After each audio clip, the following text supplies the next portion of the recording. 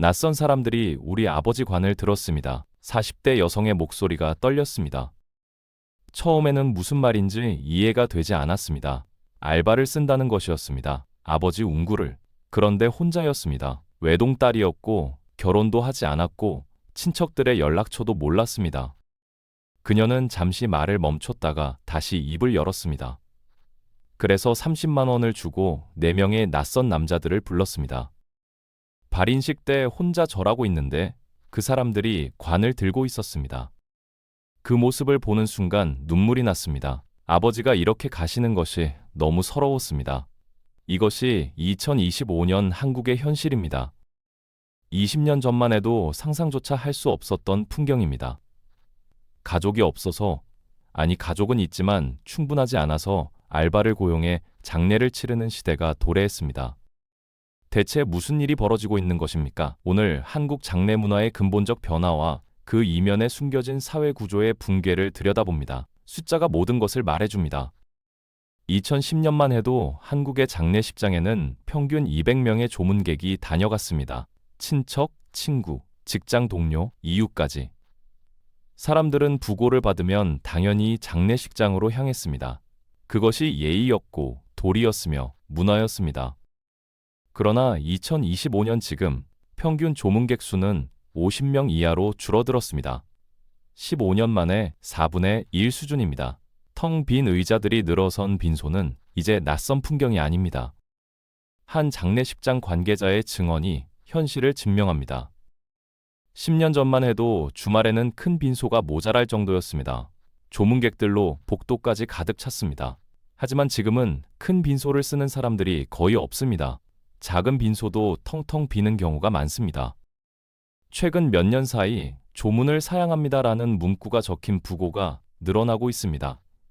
한국의 장례 문화가 조용하지만 빠르게 그리고 근본적으로 변하고 있다는 증거입니다. 2021년 실시된 한 설문조사 결과가 이를 뒷받침합니다.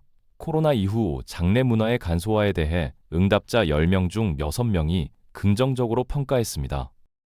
가장 많은 37.9%가 가족장 등 새로운 장례 문화의 확산을 긍정적 변화로 꼽았습니다. 27.1%는 식사 등 불필요한 문상 문화의 축소, 18.3%는 검소한 장례 문화 확산, 13.8%는 문상객 감소에 따른 상주의 피로감 감소를 이유로 들었습니다. 주목할 점이 있습니다. 사람들이 단순히 돈이 아까워서 장례를 간소화하는 것만은 아니라는 점입니다. 물론 비용도 중요한 요소입니다. 일반적인 3일장 비용은 평균 1,300만 원입니다. 가족장은 500만 원, 빈소 없이 진행하는 직장은 200만 원에서 400만 원 선입니다. 약 5분의 1에서 3분의 1 수준입니다. 하지만 사람들이 진정으로 원하는 것은 다른 것이었습니다. 형식에서 벗어난 진정성이었습니다. 수백 명의 조문객을 의례적으로 맞이하는 것보다 가족끼리 조용히 고인을 추모하는 시간이 더 의미 있다고 느끼기 시작한 것입니다. 한 40대 직장인의 말이 이를 대변합니다. 솔직히 말하면 회사 동료 부모님이 돌아가셨다고 장례식장에 가는 것이 이제는 부담입니다. 가까운 사이도 아닌데 조의금 10만 원, 왕복 2시간, 서로에게 부담만 주는 것 아닌가 싶습니다. 형식적으로 가서 절하고 밥 먹고 오는 것이 무슨 의미가 있습니까? 이런 생각을 하는 사람들이 점점 늘어나고 있습니다. 그래서 아예 조문을 사양합니다라고 미리 밝히는 사람들이 많아졌습니다. 한 유서에는 이런 내용이 적혀 있었습니다. 어느 누구에게도 조문의 스트레스와 조의금 부담을 드리고 싶지 않습니다. 제 장례는 가족들끼리 조용히 치러주십시오. 형식적인 조문보다 살아생전 한 번 더 연락하고 만나는 것이 더 의미 있었습니다. 그렇다면 왜 이런 변화가 일어난 것입니까? 첫 번째 이유는 경제적 압박입니다. 하지만 이는 단순히 장례 비용만의 문제가 아닙니다. 더 복잡하고 더 구조적인 문제가 얽혀 있습니다. 현재 한국에서 부모님 장례를 치르는 주요 연령대는 베이비붐 세대입니다. 1955년부터 1963년생들입니다. 이들은 지금 직장에서 은퇴하기 시작했습니다. 안정적인 수입이 끊긴 상태에서 부모님의 장례를 치러야 하는 상황입니다. 게다가 취업하지 못한 자녀들을 여전히 부양하고 있습니다. 2중고, 3중고입니다. 여기에 더 큰 문제가 숨어 있습니다. 조문객이 줄면서 부조금도 급감했다는 것입니다. 과거에는 조문객 200명이 오면 부조금이 500만 원에서 600만 원 정도 모였습니다. 장례 비용 1,300만 원 중 절반 가까이를 충당할 수 있는 금액이었습니다. 나머지 700만 원에서 800만 원만 부담하면 됐습니다. 하지만 지금은 다릅니다. 50명이 와도 부조금은 150만 원 정도입니다. 1,300만 원짜리 장례를 치르면 1,000만 원 이상을 순수하게 부담해야 합니다. 적자 장례가 되어버린 것입니다. 은퇴한 상태에서 자녀 뒷바라지를 하면서 1,000만 원을 순수하게 지출하는 것은 쉬운 일이 아닙니다. 한 60대 남성의 이야기가 이 상황을 잘 보여줍니다. 작년에 아버지가 돌아가셨습니다. 저는 58세에 명예퇴직을 했고 지금은 연금으로 살고 있습니다. 아들은 아직 취업을 못해서 집에 있습니다. 그런 상황에서 장례를 치르려니 솔직히 부담이 컸습니다. 그는 처음에는 전통적인 3일장을 계획했습니다. 아버지가 생전에 사회생활을 오래 했고 친구들도 많았기 때문입니다. 그런데 막상 부고를 돌리니 오시는 분들이 예상보다 훨씬 적었습니다. 아버지 친구분들도 이제 다들 80대 후반입니다. 거동이 불편한 분들이 대부분이었습니다. 회사 동료들도 이미 다들 은퇴했고 연락이 잘 되지 않았습니다. 결국 3일 동안 80명 정도가 다녀갔습니다. 부조금은 200만 원 정도 모였습니다. 장례 비용으로 1,200만 원이 나갔습니다. 부조금을 빼면 제가 1,000만 원을 낸 것입니다. 퇴직금에서 빼서 냈는데 솔직히 마음이 무거웠습니다. 이게 맞는가 싶었습니다. 이런 경우가 점점 늘어나고 있습니다.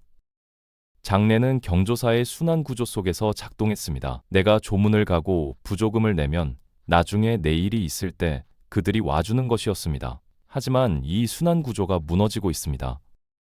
조문객이 줄어들면서 부조금도 줄어들고 결국 유가족의 순수 부담액은 늘어납니다. 그래서 사람들은 선택할 수밖에 없습니다. 장례를 간소화하는 것입니다. 가족장, 무빈소 장례로.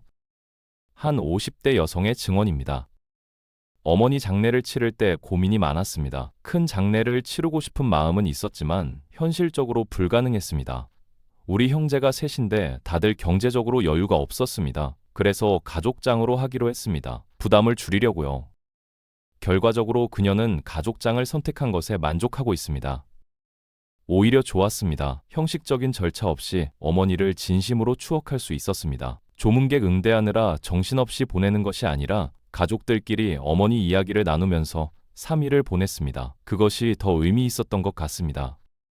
두 번째 이유는 사회 구조의 근본적인 변화입니다. 그리고 이것이 가장 심각한 문제입니다. 1인 가구가 급증했습니다. 2020년 기준 전체 가구의 31.7%, 2025년 현재는 약 35%로 추정됩니다. 세 가구 중 1가구는 혼자 사는 가구라는 뜻입니다. 혼자 사는 사람들이 늘면서 자연스럽게 사회적 관계망도 축소되었습니다. 회사 동료와의 관계도 예전 같지 않습니다. 퇴근 후 회식 문화도 많이 사라졌습니다. SNS로는 수백, 수천 명과 연결되어 있지만 정작 마지막까지 함께할 사람은 줄어들었습니다. 핵가족화도 한몫했습니다. 형제 자매가 없거나 한 명뿐인 상주들이 늘어났습니다. 대가족 시절처럼 친척들이 몰려와 장례를 도와주는 풍경은 이제 드라마에서나 볼 수 있는 장면이 되었습니다. 조카, 사촌들과도 연락이 끊긴 지 오래인 경우가 많습니다. 한 30대 남성의 고백입니다. 저는 외동아들입니다. 아버지가 돌아가시면 저 혼자서 장례를 치러야 하는데 솔직히 무섭습니다. 저는 외동아들입니다. 아버지가 돌아가시면 저 혼자서 장례를 치러야 하는데 솔직히 무섭습니다. 친척들은 연락처도 없습니다. 어렸을 때 한두 번 본 것이 전부입니다. 부모님이 돌아가시면 제가 어떻게 해야 할지 막막합니다. 그런데 문제는 여기서 끝나지 않습니다. 유가족의 수 자체가 단촐해지면서 장례의 기본적인 절차조차 진행하기 어려운 상황이 벌어지고 있습니다. 가장 상징적인 것이 바로 운구입니다. 관을 들어 영구차까지 옮기는 이 절차는 전통적으로 가족과 친척 남성들이 담당했습니다. 최소 6명에서 8명은 있어야 안전하게 운구할 수 있습니다. 고인의 무게와 관의 무게를 합치면 100kg이 훌쩍 넘기 때문입니다.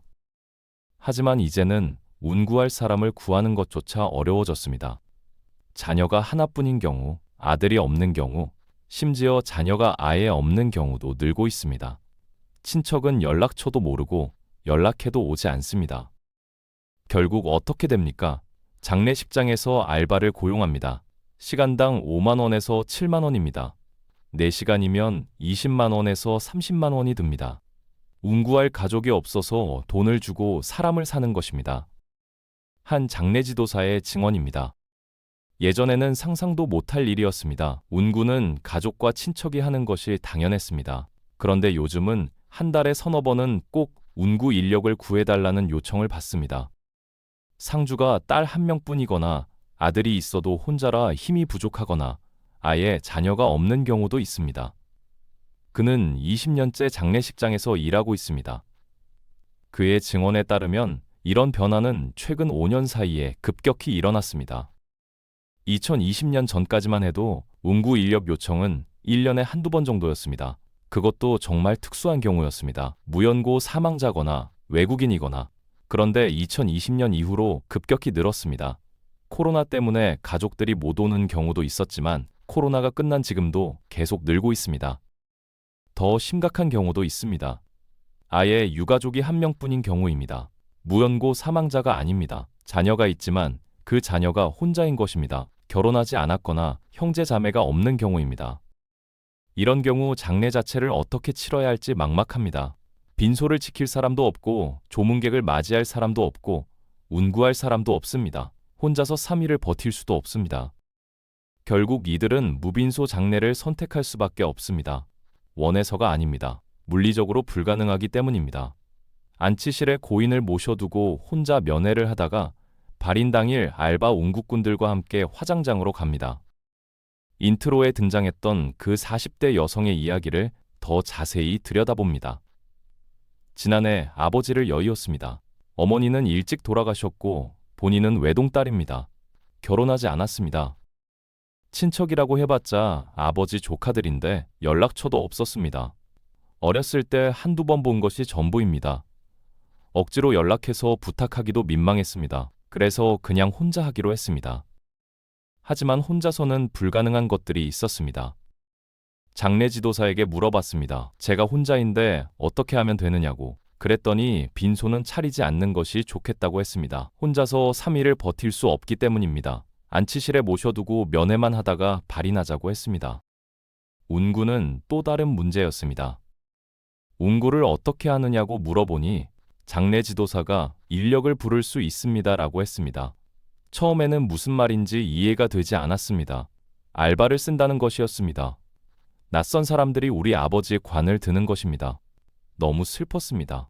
이게 맞는가 싶었습니다. 결국 그녀는 30만 원을 주고 운구 인력 4명을 고용했습니다. 그리고 혼자서 아버지를 보냈습니다.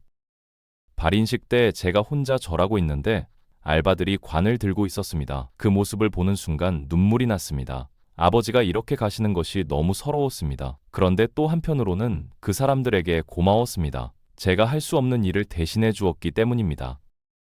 그런데 또 한편으로는 그 사람들에게 고마웠습니다. 제가 할 수 없는 일을 대신해 주었기 때문입니다. 장례를 마치고 며칠 후 그녀는 온라인 커뮤니티에 자신의 경험을 공유했습니다. 반응은 양극단으로 갈렸습니다. 공감합니다.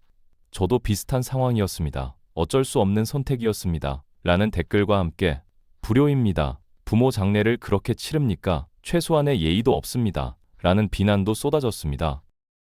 그녀는 이렇게 답글을 달았습니다. 저도 압니다. 이것이 이상하다는 것을. 그런데 어쩔 수가 없었습니다. 제가 외동이고 결혼하지 않았고 친척들은 연락도 되지 않는데 그럼 장례를 아예 치르지 말라는 것입니까? 비난하는 사람들은 대안을 알려주십시오. 제가 무엇을 어떻게 해야 했는지. 이것이 2025년 한국의 현실입니다. 저출산과 고령화, 1인 가구 증가가 만들어낸 풍경입니다. 가족이 없어서 알바를 쓰는 장례, 20년 전만 해도 상상조차 할 수 없었던 일입니다. 운구 인력 대행 서비스를 하는 한 업체 관계자를 만났습니다. 그는 5년 전부터 이 일을 시작했습니다. 5년 전만 해도 운구 인력 요청은 한 달에 한두 건 정도였습니다. 주로 무연고 사망자나 특수한 경우였습니다. 그런데 지금은 하루에 두세 건씩 들어옵니다. 일반 가정 장례인데도 운구할 사람이 없는 것입니다. 그가 받는 요청의 유형은 크게 세 가지입니다. 첫째, 자녀가 딸만 있는 경우입니다. 전통적으로 운구는 남성들이 담당했기 때문에 딸만 있으면 어려움을 겪습니다. 둘째, 자녀가 한 명뿐인 경우입니다. 아들이 있어도 혼자서는 관을 들 수 없습니다. 최소 4명은 필요합니다. 셋째, 아예 자녀가 없거나 자녀가 있어도 연락이 끊긴 경우입니다. 일할 때마다 마음이 씁쓸합니다. 돈을 받고 하는 일이지만 누군가의 아버지, 어머니를 낯선 사람인 제가 운구한다는 것이 유가족들도 많이 웁니다. 이렇게까지 해야 합니까? 하시며 우십니다. 그런데 하지 않으면 장례를 치를 수 없으니 어쩔 수 없는 것입니다. 그는 이 일을 하면서 한국 사회의 변화를 직접 목격했다고 말합니다. 처음에는 저도 이것이 일시적인 현상인 줄 알았습니다. 코로나 때문에 가족들이 못 오는 것이라고 생각했습니다. 그런데 코로나가 끝났는데도 요청이 계속 늘어나는 것입니다. 그때 알았습니다. 이것이 일시적인 것이 아니라 구조적인 문제라는 것을. 그가 만난 유가족들의 공통점은 무엇입니까? 대부분 혼자이거나 소수 가족입니다. 그리고 친척들과 연락이 끊긴 경우가 많습니다. 친척이 있기는 한데 연락처를 모릅니다. 어렸을 때 본 것이 마지막입니다. 이런 경우가 많습니다. 그러니 장례 때 갑자기 연락하기도 민망하고 연락해도 오지 않으시는 것입니다. 한국의 무연고 사망자는 2025년 현재 연간 3,000명이 넘습니다.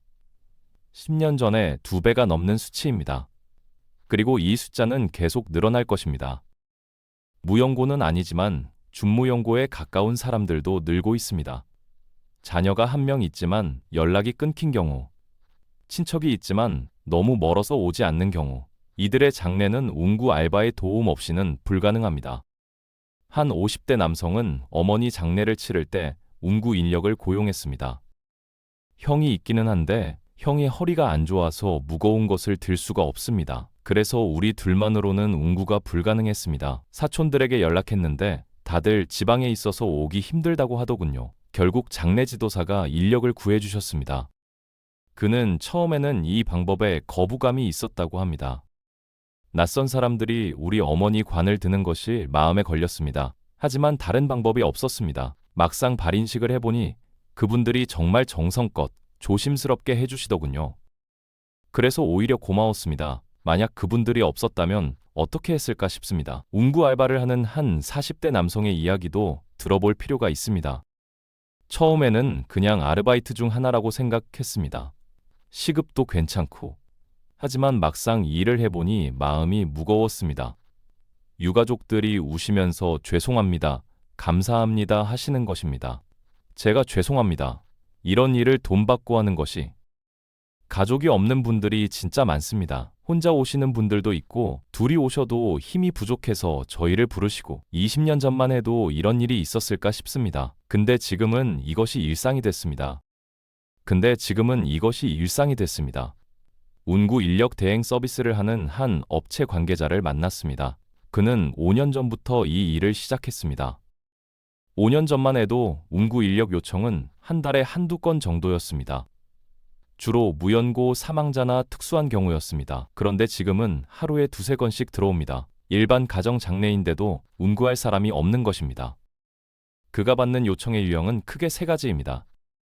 첫째, 자녀가 딸만 있는 경우입니다. 전통적으로 운구는 남성들이 담당했기 때문에 딸만 있으면 어려움을 겪습니다. 둘째, 자녀가 한 명뿐인 경우입니다. 아들이 있어도 혼자서는 관을 들 수 없습니다. 최소 4명은 필요합니다. 셋째, 아예 자녀가 없거나 자녀가 있어도 연락이 끊긴 경우입니다. 일할 때마다 마음이 씁쓸합니다. 돈을 받고 하는 일이지만 누군가의 아버지, 어머니를 낯선 사람인 제가 운구한다는 것이. 유가족들도 많이 웁니다. 이렇게까지 해야 합니까? 하시며 우십니다. 그런데 하지 않으면 장례를 치를 수 없으니 어쩔 수 없는 것입니다. 그는 이 일을 하면서 한국 사회의 변화를 직접 목격했다고 말합니다. 처음에는 저도 이것이 일시적인 현상인 줄 알았습니다. 코로나 때문에 가족들이 못 오는 것이라고 생각했습니다. 그런데 코로나가 끝났는데도 요청이 계속 늘어나는 것입니다. 그때 알았습니다. 이것이 일시적인 것이 아니라 구조적인 문제라는 것을. 그가 만난 유가족들의 공통점은 무엇입니까? 대부분 혼자이거나 소수 가족입니다. 그리고 친척들과 연락이 끊긴 경우가 많습니다. 친척이 있기는 한데 연락처를 모릅니다. 어렸을 때 본 것이 마지막입니다. 이런 경우가 많습니다. 그러니 장례 때 갑자기 연락하기도 민망하고 연락해도 오지 않으시는 것입니다. 한국의 무연고 사망자는 2025년 현재 연간 3,000명이 넘습니다. 10년 전에 2배가 넘는 수치입니다. 그리고 이 숫자는 계속 늘어날 것입니다. 무연고는 아니지만 준무연고에 가까운 사람들도 늘고 있습니다. 자녀가 한 명 있지만 연락이 끊긴 경우, 친척이 있지만 너무 멀어서 오지 않는 경우, 이들의 장례는 운구 알바의 도움 없이는 불가능합니다. 한 50대 남성은 어머니 장례를 치를 때 운구 인력을 고용했습니다. 형이 있기는 한데 형이 허리가 안 좋아서 무거운 것을 들 수가 없습니다. 그래서 우리 둘만으로는 운구가 불가능했습니다. 사촌들에게 연락했는데 다들 지방에 있어서 오기 힘들다고 하더군요. 결국 장례지도사가 인력을 구해주셨습니다. 그는 처음에는 이 방법에 거부감이 있었다고 합니다. 낯선 사람들이 우리 어머니 관을 드는 것이 마음에 걸렸습니다. 하지만 다른 방법이 없었습니다. 막상 발인식을 해보니 그분들이 정말 정성껏 조심스럽게 해주시더군요. 그래서 오히려 고마웠습니다. 만약 그분들이 없었다면 어떻게 했을까 싶습니다. 운구 알바를 하는 한 40대 남성의 이야기도 들어볼 필요가 있습니다. 처음에는 그냥 아르바이트 중 하나라고 생각했습니다. 시급도 괜찮고. 하지만 막상 일을 해보니 마음이 무거웠습니다. 유가족들이 우시면서 죄송합니다, 감사합니다 하시는 것입니다. 제가 죄송합니다. 이런 일을 돈 받고 하는 것이. 그는 이 일을 하면서 한국 사회의 변화를 피부로 느꼈다고 합니다. 가족이 없는 분들이 진짜 많습니다. 혼자 오시는 분들도 있고, 둘이 오셔도 힘이 부족해서 저희를 부르시고, 20년 전만 해도 이런 일이 있었을까 싶습니다. 근데 지금은 이것이 일상이 됐습니다. 그리고 코로나19가 이 모든 변화에 결정타를 날렸습니다. 팬데믹 기간 동안 사람들은 억지로라도 장례를 간소화할 수밖에 없었습니다. 조문객을 제한하고 빨리 치르고 가족끼리만 모였습니다. 방역 지침 때문이었습니다. 그런데 막상 해보니 괜찮았습니다. 아니, 오히려 좋았습니다. 형식적인 절차에서 벗어나 진심으로 슬픔을 나눌 수 있었습니다. 조문객 응대하느라 정신없이 보내던 3일이 아니라 고인과의 마지막 시간을 제대로 보낼 수 있었습니다. 코로나가 끝났어도 사람들은 다시 예전으로 돌아가지 않았습니다. 한번 경험한 간소한 장례의 장점을 잊을 수 없었던 것입니다. 실제로 가족장을 치른 한 유족의 이야기를 들어봅니다. 5대 중반의 김모 씨입니다. 지난해 아버지를 여의고 가족장으로 장례를 치렀습니다. 처음에는 고민이 많았습니다. 아버지가 사회생활을 오래 하셨고 친구분들도 많으셨습니다. 조문을 받지 않으면 서운해하실까봐 걱정했습니다. 하지만 김 씨 가족은 결국 가족장을 선택했습니다. 이유는 간단했습니다. 조문객이 올 것 같지 않았습니다. 아버지 친구분들도 이제 80대 후반이십니다. 거동이 불편하신 분들이 대부분입니다. 억지로 오시게 하는 것이 도리가 아니라고 생각했습니다. 그리고 솔직히 우리 형제가 둘뿐이라 운구도 걱정이었습니다. 사촌들은 연락도 안 되고, 그래서 부고에 가족장으로 조용히 모시겠습니다. 조문은 정중히 사양합니다 라고 적었습니다. 결과는 어땠습니까?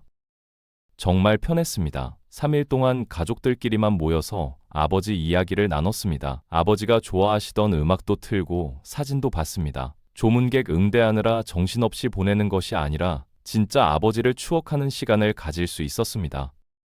물론 운구는 문제였습니다. 형제가 둘뿐이라 혼자서는 불가능했습니다. 장례식장에서 인력을 불러주셨는데 그것이 마음이 아프기는 했지만 어쩔 수 없었습니다. 그래도 그분들이 정말 조심스럽게 정성껏 해주시더군요. 그것이 고마웠습니다. 비용도 많이 줄었습니다. 일반 장례로 치렀으면 1,000만 원 넘게 들었을 텐데 우리는 운구 인력비 포함해서 450만 원 정도 들었습니다. 빈소 사용료가 작은 방이라 저렴했고 음식도 가족 식사 정도만 준비했습니다. 조문객이 없으니 화환도 몇 개 안 됐고요. 그는 주변 사람들에게도 가족장을 추천한다고 했습니다. 형식보다 마음이 중요하다는 것을 깨달았습니다. 수백 명 앞에서 절하는 것보다 가족들끼리 진심으로 고인을 추모하는 것이 훨씬 의미 있었습니다. 장례식장에서 20년째 일하고 있는 한 장례 지도사의 증언도 비슷합니다. 예전에는 큰 빈소가 기본이었습니다. 조문객 200명은 와야 한다고 생각했습니다. 그런데 요즘은 작은 빈소도 텅텅 비는 경우가 많습니다. 심지어 빈소를 차릴 필요가 있습니까? 라고 묻는 분들도 늘었습니다. 무빈소 장례 요청이 얼마나 늘었느냐는 질문에 그는 이렇게 답했습니다. 작년 대비 3배 정도 늘었습니다. 특히 젊은 세대일수록 무빈소를 선택하는 경향이 강합니다. 부모님이 원하지 않으셨습니다. 형식적인 조문은 의미 없습니다. 라는 이유를 많이 드십니다. 그런데 더 안타까운 것은 선택이 아니라 어쩔 수 없이 무빈소로 하는 경우입니다. 유가족이 한 명뿐이거나 운구할 사람이 없거나 그런 경우가 정말 많이 늘었습니다. 하지만 모두가 이런 변화를 환영하는 것은 아닙니다. 특히 나이든 세대들의 반발이 만만치 않습니다.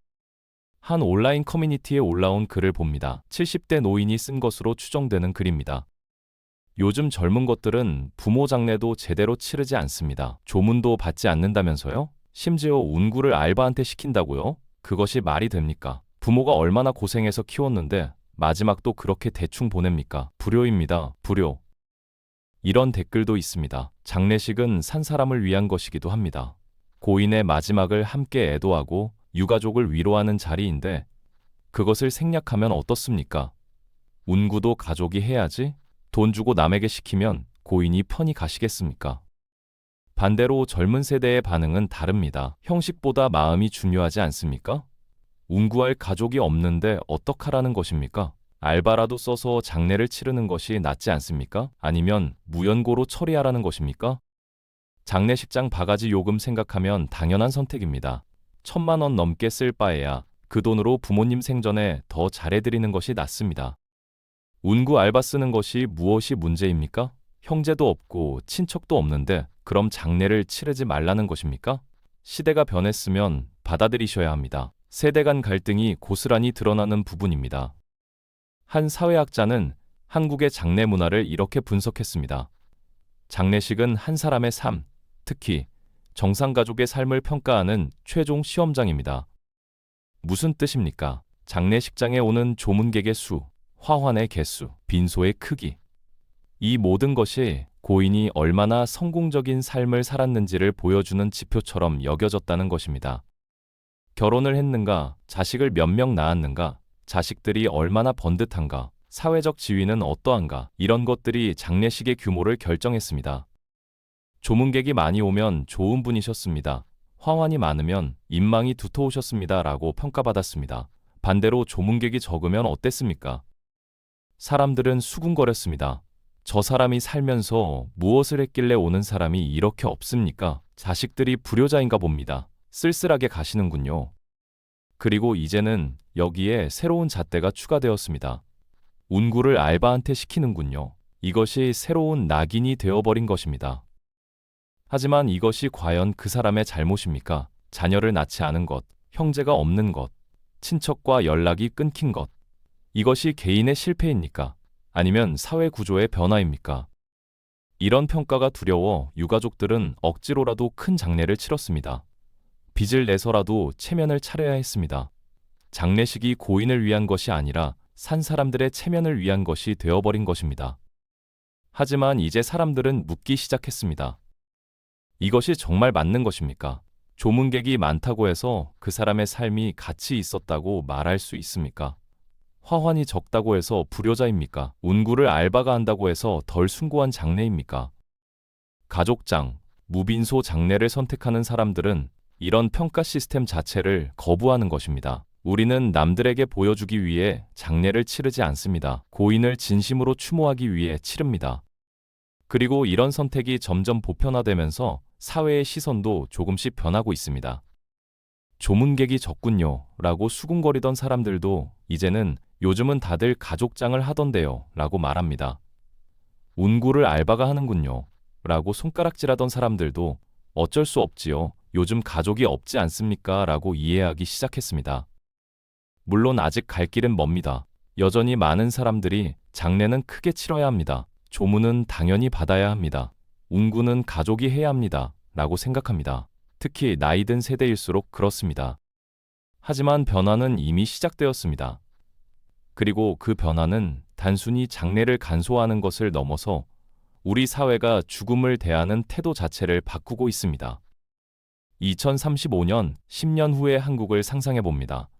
현재의 추세대로라면 한국의 무빈소 장례 비율은 20%에서 30%까지 올라갈 것으로 전망됩니다. 2025년 현재 약 5%에서 10% 정도인 것을 고려하면 3배에서 6배로 증가하는 것입니다. 장례식장 산업도 변화를 맞이할 것입니다. 사망자는 늘어나는데 장례식장 매출은 오히려 줄어들 수 있습니다. 무빈소 장례가 늘어나면서 빈소 사용료, 음식비, 화환비 등의 수익이 급감할 것이기 때문입니다. 한 장례식장 경영자는 이렇게 말합니다. 이미 변화를 체감하고 있습니다. 큰 빈소는 거의 사용되지 않고 작은 빈소 위주로 운영되고 있습니다. 앞으로 10년 후에는 빈소 자체가 필요 없는 장례가 대부분이 될 수도 있습니다. 그럼 우리 같은 장례식장은 어떻게 되는 것입니까? 그리고 더 큰 문제는 무연고 사망자의 증가입니다. 현재 연간 3,000명 수준인 무연고 사망자는 10년 후 1만 명을 넘어설 것으로 보입니다. 가족도, 친척도, 친구도 없이 홀로 살다가 홀로 죽는 사람들입니다. 이들의 장례는 지방자치단체에서 집단으로 처리합니다. 이미 일부 지자체에서는 공영장례라는 이름으로 무연고 사망자의 장례를 대행하고 있습니다. 최소한의 절차만 거쳐 화장하고 공동 납골당에 안치하는 방식입니다. 비용은 세금으로 충당됩니다. 한 지자체 담당자는 이렇게 말합니다. 10년 전만 해도 무연고 사망자는 1년에 몇 건 정도였습니다. 하지만 지금은 한 달에 10건 이상 발생합니다. 그리고 이 숫자는 계속 늘어날 것으로 예상됩니다.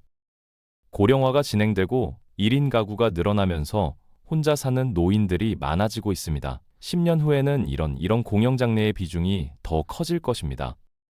그리고 무연고는 아니지만 가족이 소수인 경우, 즉 자녀 한 명이나 친척 한두 명만 있는 경우에도 공영장례를 신청할 수 있게 될 가능성이 높습니다.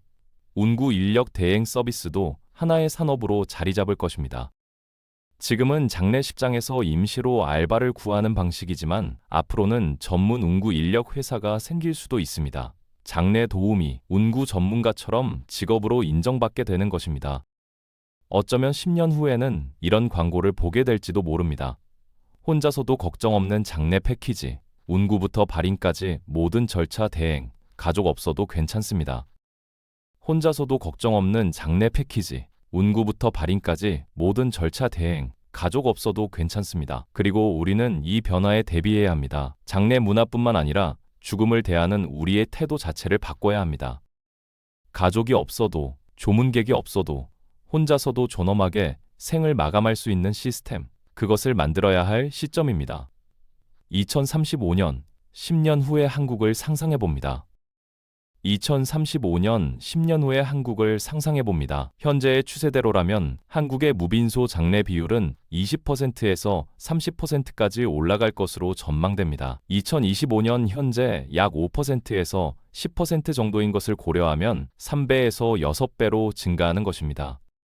장례식장 산업도 변화를 맞이할 것입니다. 사망자는 늘어나는데 장례식장 매출은 오히려 줄어들 수 있습니다. 무빈소 장례가 늘어나면서 빈소 사용료, 음식비, 화환비 등의 수익이 급감할 것이기 때문입니다.